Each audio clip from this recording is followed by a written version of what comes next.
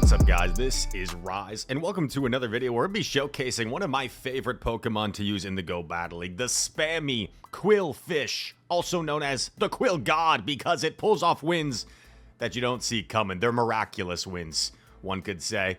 Let's get into the video. We do change the team one battle in. Editor Chris even put together a second team graphic. He took the extra liberty to do that. I'm wearing this shirt. It's like, I think it's kind of cool looking. It's a little bit small. I mean, it's probably like a size too small, but I think it looks kind of cool anyway. And without further ado, let's get into the Color Cup battles. We are on the cusp of Legend. I think we're going to hit it soon, ladies and gents. I think we're going to hit it soon. But right now, we are still trying to climb. It's still pretty early in the season for Legend. I mean, there's been like a couple hundred so far. But I'm always like, you always compare yourself to your friends, right? Oh, we gotta speed this up. What are we doing, Editor Chris? Editor Chris getting a pay cut here. Forgetting to speed up the video. Let's go to 1.5 times speed and get things cooking. Let me know how you guys are enjoying Color Cup. I've seen, at least from what I've seen, it seems most people don't really seem to enjoy the Color Cup because it is a little bit RPS. I definitely feel that. I mean, when you have the elemental typings, right, being so common, it's just natural that those three are going to counter each other. So we rock this team. We get a terrific lead, and in comes a Dugong counter swap. So this is looking pretty RPS in our favor for this game one. Ferrothorn throwing the power up. Now watch me whip. Now watch me nay-nay. Dugong's going to fire back an Icy Wind. If Dugong's willing to invest some shields, it can actually make this matchup quite close because it can debuff you. I decide I don't want to give Macargo like a ton of farm, so I let him Icy Wind me. And I'm going to overfarm here right before the double Power Whip. And if I remember this correctly, I think the opponent actually decides to commit a shield. Yeah, they're going to try and flip this matchup. But I get off double Power Whip now. Are they going to invest both shields to flip this matchup? They are.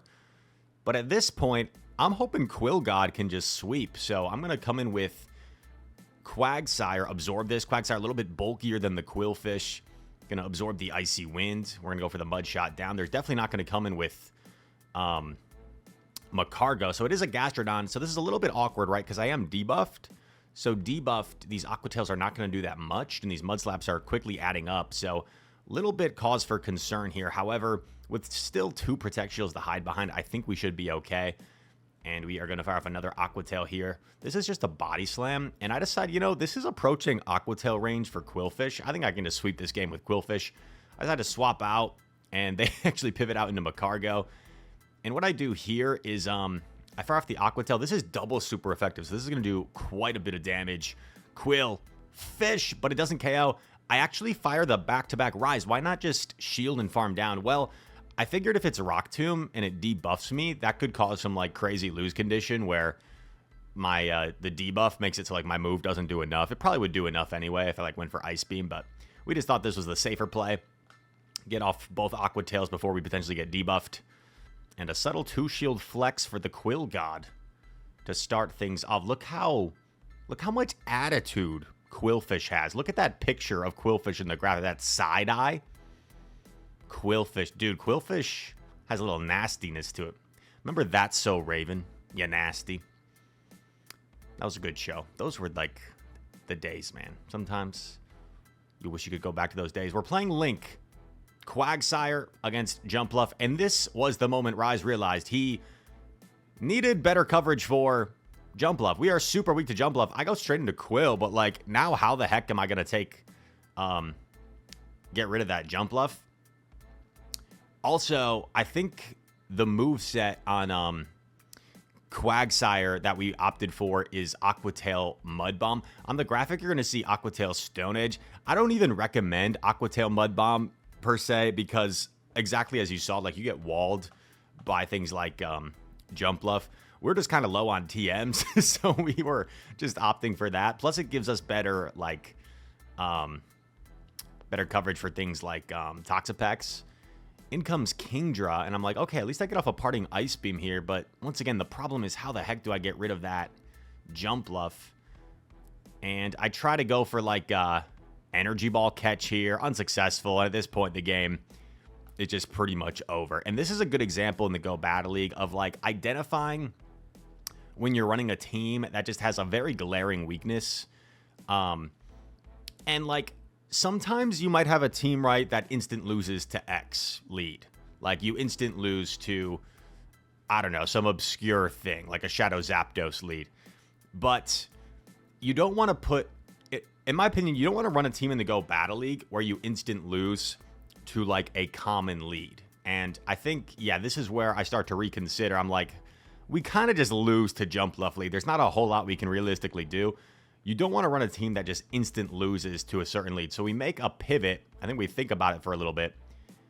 And we go with the Walrus in place of Quagsire. Now, whenever you make an adjustment like this, you're going to pick up some more weaknesses. So now we're going to be weaker to Fire, especially something like an Alolan Marowak will be a pretty brutal lead because I do not like that matchup at all for Walrein. It takes so long to get to that threatening Earthquake, whereas Marowak's just dealing considerable damage, and we kind of have to stay in. And we have 0 fast attack pressure for a Marowak, so now we instant lose to a Marowak lead rather than a Jump Left lead. But I would say Marowak is probably a little bit less common in this cup than, yeah, and we were thinking about it. We were like, maybe Kingdra to help with that Marowak coverage. But I'm like, you know what? I want to run Qwilfish. Screw it. So we're sticking with the Qwilfish, the Quill God. And we will see what comes up next. But now at least we have solid Jump Left coverage with this Walrein. And we get a solid lead here against Abomasnow. In comes a Kingdra safe swap. Now I could have gone instantly into Ferrothorn, but I decided to like stay, put the pressure on. And because they stayed in at this point, I decided to now come in with Ferrothorn, where I can go for like a full bullet seed down. We do get debuffed by the Octazooka, unfortunately. And they get off another parting attack here. I feel like I can live in Outrage, even if it's an Outrage, so I'm going to let this go. It's another Octazooka. So now I am 4 times debuffed. They got both coin flips. So these power-ups are going to do nothing. This is where I wish I had like Mirror Shot or Flash Cannon to do something. But oh my gosh, look at how little that's doing. Now, I could be in a pretty rough spot if I give him a full farm down. So instead, I'm going to pivot Walrein here. And I lure out Quag. This is perfect for us. This is absolutely perfect. Because we can do some reliable damage here with Walrein. Our Qwilfish is avoiding this. And Qwilfish's poison stings are going to be super effective against the Abomasnow, of course. So I'm liking the situation we're in.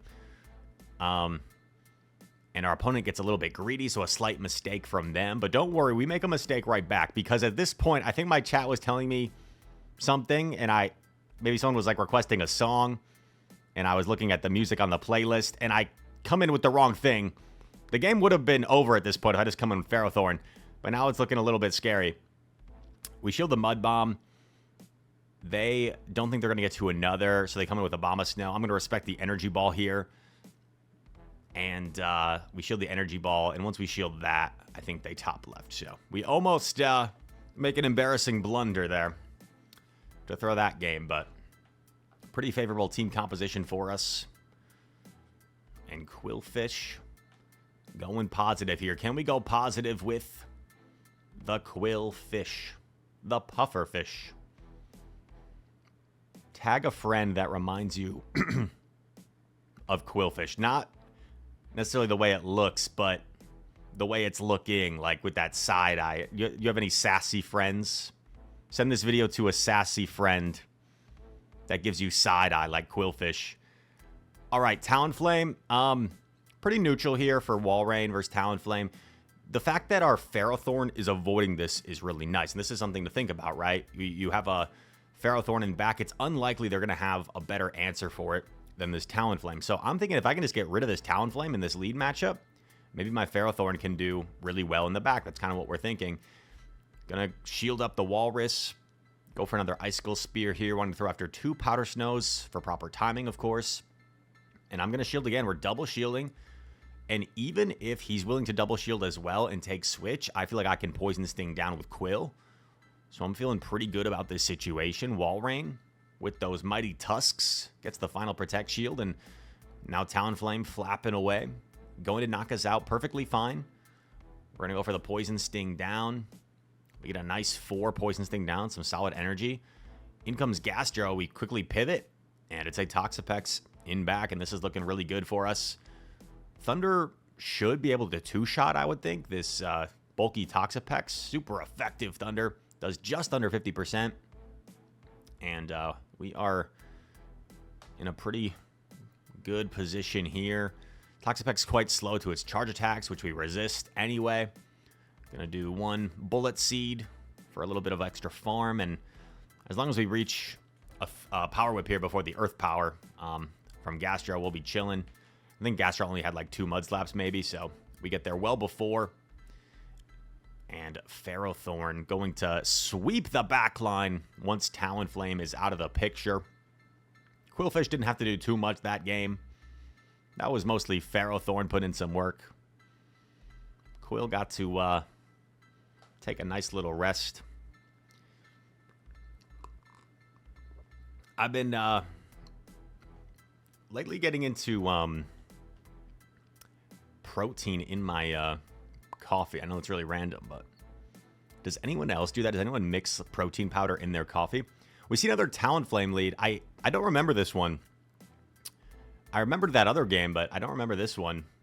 Ooh. They swap Pekko. Dude, this is where Pekko is just kind of nasty, because you would think this is such a good matchup, right? Resisting the electric aura wheel, and resisting Thunder Shocks, but Pekko just makes this really dicey. I think this is a game where we end up making some mistakes. So let's see what we do wrong here. Not to play spoiler, but more Pekko with that form change. We got to respect the Dark Aura Wheel here. And Morpeko, I mean, we're kind of ABA weak to it, so definitely a scary Pokemon for this team. And they also smartly banked an attack on their Talonflame. So banking that attack on their Talonflame was quite smart.